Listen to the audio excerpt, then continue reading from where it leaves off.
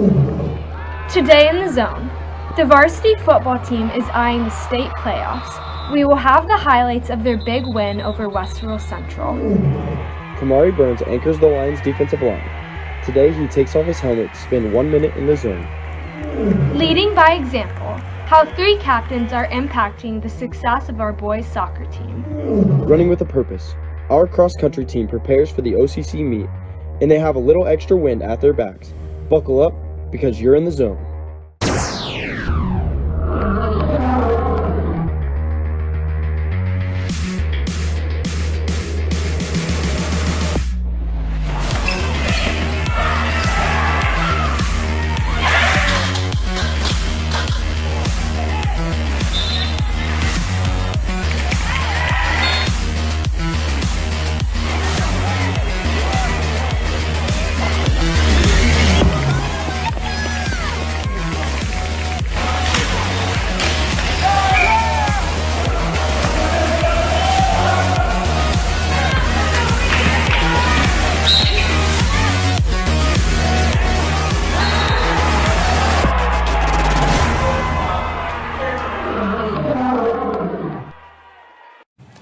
Hello Lincoln, and welcome to the Lincoln Sports Zone. I'm Brendan Phillips. And I'm Mia Sammons. It's really nice to be back in the zone. We are sitting here at our temporary news set while our new set is being built. It will be really sweet once it's finished, but the show must go on. Let's take a look at how fall sports seasons are going. And today our main event is the varsity football team battling the Westerville Central Warhawks. The Lions were looking to rebound from their loss at New Albany the week before. And they were ready to roll on Friday. Our Connor Mellon has the highlights. 3-2 Gahanna hosting 1-5 Westerville Central. We pick it up in the first quarter. That's when Makai Shahid picks off the pass and returns it into Warhawks territory.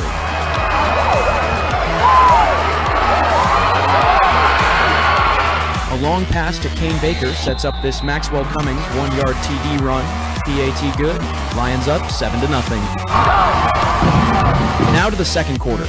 Lions driving again. This time, Maxwell Cummings looks deep and hooks up with Tristan Cook-Fisher, who makes the TD grab in the end zone. Gahanna up 14-3. Still in the second, Lions look to the air again. Cummings hits Josh Cucker, who fights to get into the end zone but comes up just short. Setting up another 1-yard TD run by Cummings to make it 21-3. That's when the defense flexed its muscles. Still in the second, Kamari Burns forces the fumble. Fisher scoops it up and returns it 31 yards for the score.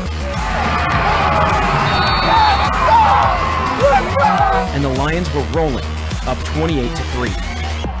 Closing moments of the first half, but the Lions weren't quite ready to head to the locker room. Cummings hits Brendan Raymond for the 10-yard TD strike to make it 35-3 at the half. Brendan Ward added a second-half touchdown as Gahanna wins 42-3 and moved to 4-2 on the season and 6th place in Ohio's Division I Region 3. It feel good, but to be able to kind of send my boys out, my seniors who I've been around for the last 3 years, but send them out on a note like that, it's definitely a great feeling. For us to come together as a unit, not only defensively, but as a whole unit, a football team. That's a great win for us. We desperately need it. Great, we had to come up for loss. We had to show who we was for a minute. We played good. We only held 3 points. Usually we give up 15. That's a big win on our stake, but we still got to get better. Last game we only scored 3 points. We had a great job bouncing back. As you see, put up for 42. And it's just a good feeling to get that offense going because we haven't scored. We scored 6 points in 7 quarters before this. So it's just a good feeling to get the flow going again. And, we got one of the best defenses in the OCC, and they did what they normally do tonight. We got that ego back, bounce back game, played well. Thanks, Connor, and great job, guys. Now let's take you inside the numbers. The Lions controlled the game from start to finish. Cummings ended up with 202 yards passing and 2 touchdowns, along with another 55 yards on the ground and 2 rushing touchdowns. Jabez Hill had 1.5 sacks, and Eli Smith added another. It was a complete team effort as the Lions outgained the Warhawks 389 yards to just 61. One of the defensive standouts on Friday was Kamari Burns. He led Gahanna with 4 tackles, including 3 tackles for loss. The defense has played great all year, so we sent our own Lily Sager to get the inside scoop. Here's 1 minute with Kamari Burns.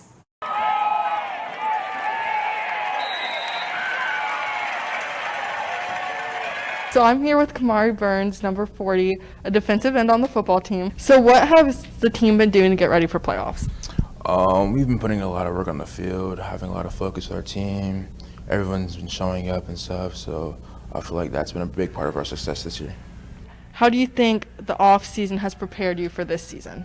In the off season, like everyone was in the weight room every single day. Our chemistry has just gotten way better since last year.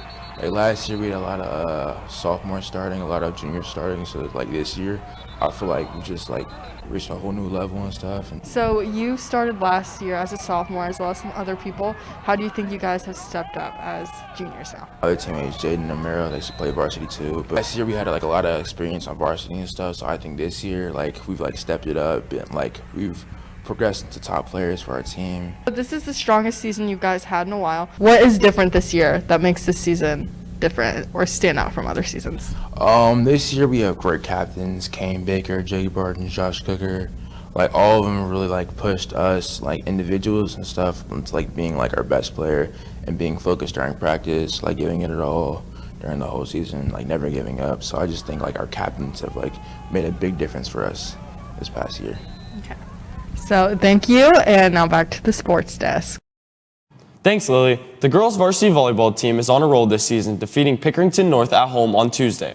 And our very own Angel Chrisman has the highlights from Tuesday's well-deserved victory. For set, we have Noelle Perkins with the serve, Audrey Worthington and Audrey Cotner go for the block and get a touch on it. Worthington goes back up to score on the single block. Lions lead 19-15 in the first set. Corinne Bailey passes it up to Perkins. She sets the outside and Cotner gets the kill right off the block. The Lions won the first set 25-15. Lindsay Earnhardt passes to Kendall White, sets Olivia Dials and returns it to Dials to get the stuff blocked. The Lions take the early 6-5 lead. Bailey digs the ball. White sets up the outside and another kill for Cotner is in the book. Lions lead 16-12 in the second set. Cotner passes it to Perkins and White gets the kill. Lions win the second set 26-24. White sets it to Dials on the right side and she gets the cross-court kill. The Lions tie the third set 26-26. To finish off the game in the third set, Mia Hill passes to White. She sets a fastball in the middle and Kendall Washington ends the game with a kill. I know playoffs is coming up, so I just want to know how this game is going to affect you guys in your standings. I know you guys are trying to get that state championship ring. So right now we're still tied for first in the OCC with Westerville Central, and I just think we have another game on Saturday. It's just the mentality that we have to go out and win, do everything we can, earn our spot as number one right now. We still have that conference title on the line. As of now, we're still tied for first, so trying to work and prove that. And, we got to win out these next two games to keep that first position tied with first, maybe win it all. We'll see what happens. Thanks, Angel, and congrats again, girls. The varsity boys soccer team is looking ahead to their tournament. The Lions finished their last regular season game Tuesday against Pick North. Starting strong in the first half, the Lions found a chance to shoot. Nico Kokalis put it in with an assist from Calvin McWawa. The Lions defense stayed strong with Toby Forsythe in the net, who had plenty of amazing saves. Although in the second half, with a minute 14 on the clock, Pick North finished a penalty kick. The final was 1-1. We caught up with Calvin Henthorne about the intensity of the game. We did good in the first half. It was just a little rough. We moved the ball well, and it was just a little. It was a little tough, but we pulled through. We got a goal in the first half. Leadership was good. We were just we didn't turn it on right at the beginning, but we didn't do bad. But we're coming back. We're gonna get prepared for the tournament, and hopefully we'll do better then. With the boys soccer team on a mission for the tournament, that means there's a strong need for leadership, and they're certainly getting that. Mia Salmons talked to the boys who led our varsity soccer team so we can get a closer look at who leads them to success. Here's Mia. Brendan Dorsett, Brenton Molly, and Izzy Payne, the captains of our boys soccer team this year. These three hardworking players have led the team to countless victories. I think when you look at Brendan and Brenton and Izzy, one of the things that they've done a great job of is building relationships with the entire roster. These guys from top to bottom have reached out to make everybody understand their importance on the team, understand their role on the team, make them feel included, and I think they've done a fantastic job this year in terms of leadership. All three of our captains, they get our heads up when most of the team's down, and it really helps us when we're trying to get back in the league late in the game. Collaboratively, these three have done a good job making meaningful connections with their teammates. However, what specific talents do each of them possess that helps lead this team to victory? Brendan is, he just kind of like goes around motivating us. He gets us hyped for the games. He's just encouraging on the sideline. Brenton definitely helps us score a lot of goals. He's good at that, and I also think he is a huge leader on the team. Even when we're down, he seems to keep our heads up, and he encourages us to keep going forward. His main strength on the ball, he's very technically sound. He knows how to move the ball around. I think Izzy's good at playing long balls so we can get it down to our forwards, Nico, so he can run onto it. Off the ball, Izzy's more of a leader, so we count on him to lead us when we're down and when we're down a goal. So he just helps us bring all that energy back up. These three have the skill, encouragement, and hard work it takes to be captains. They also are able to stay composed in stressful games and are the main communicators with Coach Kovac during games. The role of a captain on our field is vital. As coaches, we don't, in our sport, we don't get the chance to call timeout or to have quarter breaks where we can kind of reset tactics or make game adjustments or calm the team down. So a lot of times those things are relayed through the captains. So it'll be calling Izzy over, calling Brenton over, calling Brendan over, making a quick adjustment and relaying that to the players that are on the field through those guys, and they do a fantastic job of that. Whether it be rallying the team when they're down or being inclusive in practice, Brendan, Brenton, and Izzy do it all. This is Mia Salmons in the zone. The Lady Lions went up against Pickerington North on Tuesday. It was a hard-fought game, and the Lions went up 1-0 and then gave up 2 goals by the time the first half was over. The Lions stayed strong on defense in the second half, but just couldn't find the goal. The final score was 2-1. Pickerington North wins. The girls play their first tournament game on Wednesday at Lancaster, so come out and support. Brendan, you won't guess who's joining us in the zone today. Mia, I know exactly who it is. It's our very own Ray Tadako. How are you doing, Ray? I'm happy it's Friday. Since the weekend is on its way, I wanted to share some news about our other fall sports teams. Well, our girls' tennis season is over. The ladies were able to push 3 players on to districts, but they sadly lost their matches and didn't go on to states. Varsity finished their record with 18-3 and placed second in their section of the OCC.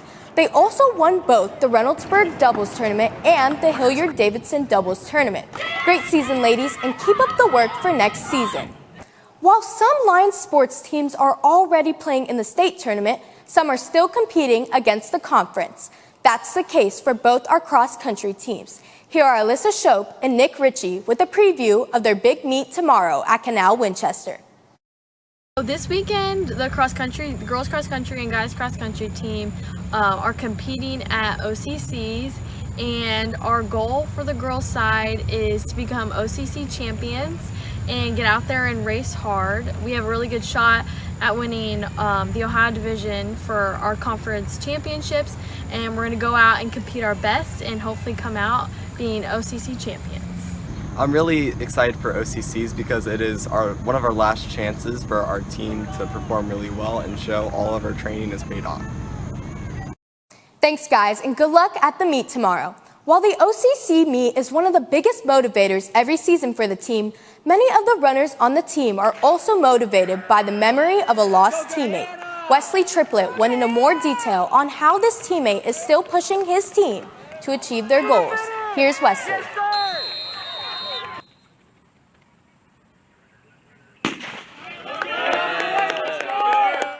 The Lincoln Cross Country team this year is preparing for a great season, but there's more than just the normal factors of motivation for the team this year. They aren't just running for themselves, they're running for a teammate who can't. Following the passing of Noah Long last December, the team is now motivated more than ever. You know, the training level, certainly with most of our varsity guys, has really been raised over the summer. And I think that a lot of them have taken the attitude that they're going to run and they're going to do it for, their teammate that can't. All the guys that I'm running with now, we all know in our heads now, you can say to yourself, like, Noah could do it, I can do it, and that's a real big motivator for me. While the runners are motivated this season to train harder than they ever have, some athletes can't help but feel like there's a part of their team missing. It definitely doesn't feel right. For me, there wasn't really a lot of motivation just running at first. I started running cross country 8th grade year because all my friends were running it, so because of Noah. He impacted me a lot because he would help me with confidence and stuff, especially racing wise. He would push me, I would push him. Noah's legacy has left a lasting effect on many students here at the school. In order to keep that legacy going, his family has provided many students and athletes with t-shirts and bracelets with the hashtag #BelieveLikeNoahLong on them, as well as the words believe, discover, and dream. So those words he wrote in a letter to a friend of mine, actually. We just thought like those words were definitely like describe Noah in a way. Like if you knew Noah, you knew that like that was him. Those words described him. Along with the words believe, discover, and dream, Noah left a lasting impact on everyone around him. If you were having a bad day, he could like know, and then he would say anything to you and you could just have the best day ever. He would like change your mood like that. He always wanted to be a part of the team. He wanted to be with all of us all the time because like basically we were one big family at the time. He always tried. He always had a passion for what he was doing, especially running. When he was running with us, he always wanted to be number one, and no one was going to get in his way or stop him. He was always out there for everyone, always had a can-do attitude, He kind of just really didn't have like a down moment. No matter what you were as a person, no matter who you were, Noah wanted you to be included and he wanted to make that change. He always had like a different style from everybody, even like what he wore to school. And he always did everything in his own way, so that's what I admire about him. Noah's there to tell you keep going. He's there to tell you like you're doing great, you got one more. Every time I'm running, I always hear him in the back of my mind, like it just pushes me. I miss you, Noah, and I'll go out there and run this race for you, man. Although he is no longer with the team, Noah's memory lives in every single runner. His lasting impact will be with the runners for years to come. It's a beautiful day to run. I'm Wesley Triplett, in the zone. Thanks, Wesley. I think it's great to see that our cross-country teams have grown even closer as a family in this heartbreaking season. Well, that's all for me. Back to Brendan and Mia at the news desk. I agree, Rai. They're doing great this season. Yes, they are. Let's turn our attention to golf. The girls and boys golf teams fought hard by ending up completing their seasons after sectionals. Top scorers for the girls at sectionals include senior Molly Seepeck and junior Cece Holmes. Some other highlights for the girls are Holmes and Seepeck being included in the OCC All-Conference first team. Senior Taylor Patterson and freshman Riley Lowe got an honorable mention. The top scorer for the boys at sectionals was senior Kyle Lark. We caught up with Cece and senior Evan Henry to reflect on this season. Our season went pretty well. It was a lot of fun. We had a lot of fun with my teammates. We had a couple of challenges and struggles, but I'm really excited for next year, and our team next year should be pretty good. We should go a little ways, and we're looking forward to it a lot. As a senior, this is obviously my last year for the golfing program here. Over the years, I've had a great time. I've had relationships with all the guys. Most of my closest friends are all from golf, from middle school up through high school. So, you can't really replace those things. And this year, we lost a lot of guys, but we also gained a new one, Keegan Billingham. He just started playing for the team. He's a really talented golfer. So we actually had a pretty successful season considering how many people we lost. And, I'm really going to miss it. Well, Lincoln, that brings us to the end of this episode of the Lincoln Sports Zone. This show was produced by the Lincoln Live class since the sports broadcasting class doesn't start until second semester. We wanted to make sure we show some love to our fall sports athletes. Thanks for all the entertaining games, meets, and matches this season. Good luck to the football team tonight at Grove City and the other Lions who are competing this weekend. Bye.